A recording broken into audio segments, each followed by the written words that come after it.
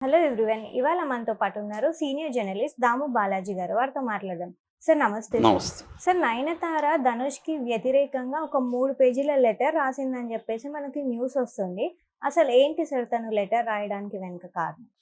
నయనతార, ధనుష్ వీళ్ళిద్దరి వివాదం ఇప్పుడు దేశవ్యాప్తంగా సంచలనంగా మారింది. ఎందుకంటే నయనతార నిన్న 3 పేజీల లెటర్‌ని ఆమె రాసి తన సోషల్ మీడియా అకౌంట్‌లో పోస్ట్ చేసింది.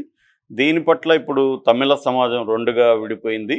కొంతమంది ఆమెను సపోర్ట్ చేస్తుంటే కొంతమంది ధనుష్‌ని సపోర్ట్ చేస్తున్నారు. అసలు ఏంటి వివాదం ఏంటి? వీళ్ళిద్దరి గొడవ ఏంటి? అనేది మనం అర్థం చేసుకుంటే నయనతార మీద ఒక డాక్యుమెంటరీ నెట్‌ఫ్లిక్స్ వాళ్ళు 2 ఏళ్లకు ముందు ఒకటి స్టార్ట్ చేశారు. దాని పేరు 'Nayanthara beyond the fairy tale' అనే డాక్యుమెంటరీ. అది ఇప్పుడు రేపు అది రిలీజ్ కాబోతుంది. నవంబర్ 18th రిలీజ్ కాబోతుంది. అయితే దానికి సంబంధించిన ఒక ట్రైలర్ రిలీజ్ చేశారు. ఆ ట్రైలర్‌లో నయనతార నటించిన 2015 ఫిలిం 'నానుమ్ రౌడీదాన్' అనే సినిమా, 'నేను కూడా రౌడీనే' అనే సినిమా తమిళ్‌ది. దాంట్లో విజయ్ సేతుపతి, ఈమె ఇద్దరు యాక్ట్ చేశారు. దానికి ప్రొడ్యూసరు ధనుష్, డైరెక్టర్ విఘ్నేష్ శివన్, నయనతార పెళ్లి చేసుకున్న డైరెక్టర్. సో ఆ సినిమాలో 3 సెకండ్ల క్లిప్పు, 3 సెకండ్లు, అది కూడా సినిమాలోది కూడా కాదు.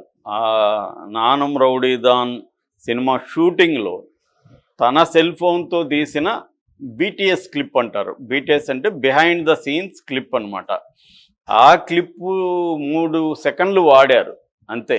దానికి ధనుష్ ఏం చేశాడు, కోర్టులో 10 కోట్లకి ఆమె మీద కాపీరైట్ యాక్ట్ కింద నా సినిమాలో వీడియోని కాపీ కొట్టింది, 10 కోట్లు చెల్లించాలి అని కోర్టులో కేసేశాడు. అది ప్రధాన వివాదం అనమాట. మామూలుగా ఏంటంటే ఇప్పుడు ఈ ఎవరైనా ఒక సెలబ్రిటీ చిరంజీవి గారు అనుకో డాక్యుమెంటరీ తీస్తుంటే ఆయన చేసిన సినిమాల్లో విజువల్స్, సాంగ్స్, ఈ బిట్లంతా వేయడం అనేది కామన్. అవి లేకుండా ఏం చేస్తారు ఎవరైనా? అట్లాగే నయనతార 70 సినిమాల్లో యాక్ట్ చేసింది ఇప్పటివరకు. సో ఆ సినిమాల్లో ఇంపార్టెంట్ ఒక కెరియర్ని మలుపు తిప్పిన కొన్ని ఇంపార్టెంట్ ఫిల్మ్స్ ఉంటాయన్నమాట. మైల్ స్టోన్స్ అంటారు వాటిని.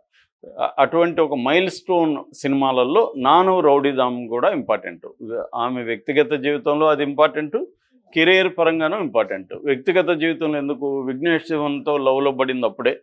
సో వాళ్ళిద్దరి మధ్య బాండ్ పెరిగింది కాబట్టి అది క్రూషియల్ సినిమా.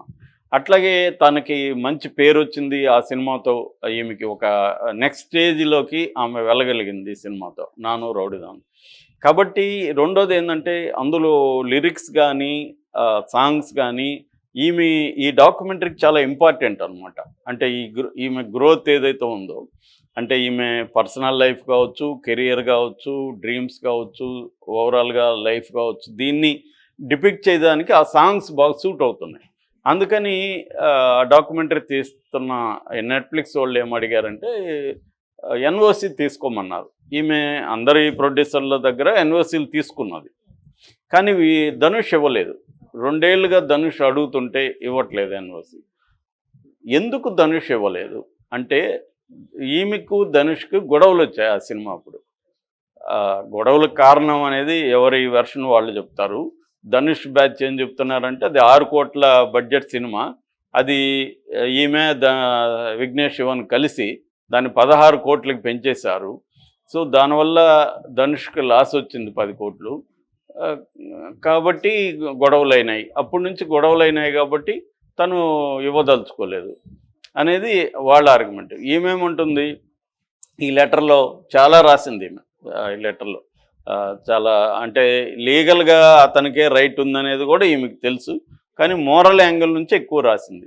దాంట్లో స్టార్ట్ చేసింది ఏంటంటే, Dhanush son of Kasturi Raja, brother of Selvaraghavan అని రాసింది. రాసి కింద కూడా ఏం రాసిందంటే, నువ్వు ఎవరినో ఉపయోగించుకొని పైకి వచ్చావు. అంటే మీ నాన్న కస్తూరి రాజా అంటే ప్రముఖ డైరెక్టర్, ఆయన అసలు పేరు కృష్ణమూర్తి, బట్ అప్పట్లో రాజాలు పెట్టుకునేవాళ్ళు. భారతి రాజా, భాగ్యరాజా, పాండ్యరాజా, ఇట్లాంటి డైరెక్టర్ల పేర్లంతా రాజా అని ఉండేది. అలాగే ఈయన కస్తూరి రాజా అని పెట్టుకున్నాడు. సో ఆయన ఆల్రెడీ డైరెక్టర్, చాలా సినిమాలు డైరెక్ట్ చేశాడు. వాళ్ళ కొడుకు సెల్వరాఘవన్ అంటే పెద్ద కొడుకు, అతను మంచి డైరెక్టరు, తెలుగులో కూడా తీశాడు. ఈ మధ్య యాక్టింగ్ కూడా అతను బాగా చేస్తున్నాడు. రెండవ కొడుకు ధనుష్. అంటే ఆల్రెడీ నీకు బ్యాక్గ్రౌండ్ ఉంది, నువ్వు రాగలిగావు. నాకు ఏ బ్యాక్గ్రౌండ్ లేదు.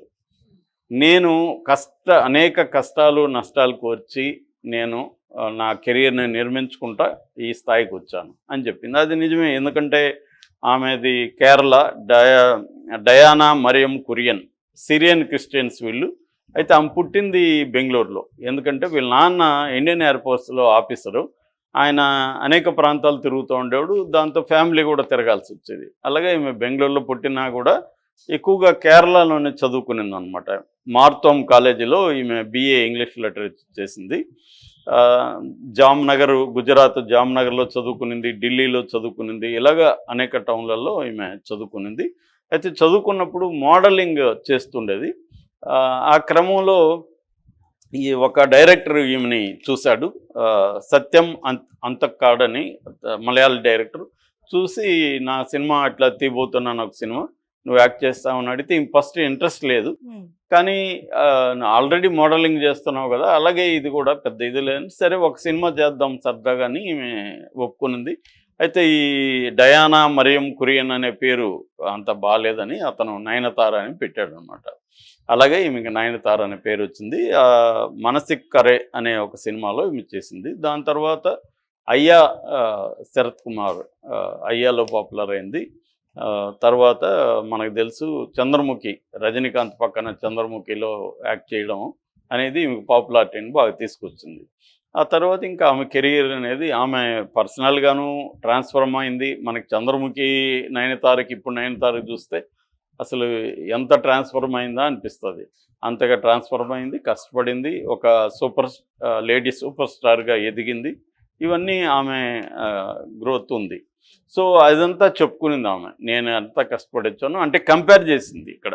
అంటే నా పొజిషన్ ఏంటి, నీ పొజిషన్ ఏంటి. నేను ఇంత కష్టపడి వచ్చినప్పుడు దీని వెనుక అనేక మంది నాకు హెల్ప్ చేశారు. ప్రజల హెల్ప్ ఉంది, ఇండస్ట్రీ హెల్ప్ ఉంది, ఇవన్నీ చేశారు. నేను కూడా వాళ్ళకి కృతజ్ఞతతో ఉంటాను.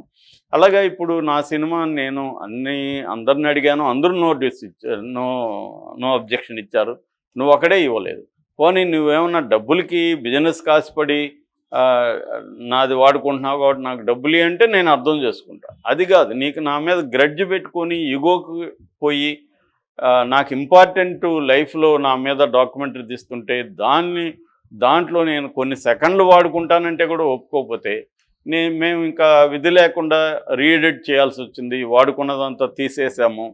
నాకు వెరీ ఇంపార్టెంట్ అనిపించాయి కానీ అది వాడుకోలేని పరిస్థితిని బిహేవియర్ వల్ల. చివరికి సెల్ ఫోన్తో షూటింగ్ విజువల్స్ తీసుకుంటే దానికి నీకు నిజానికి సంబంధం లేదు.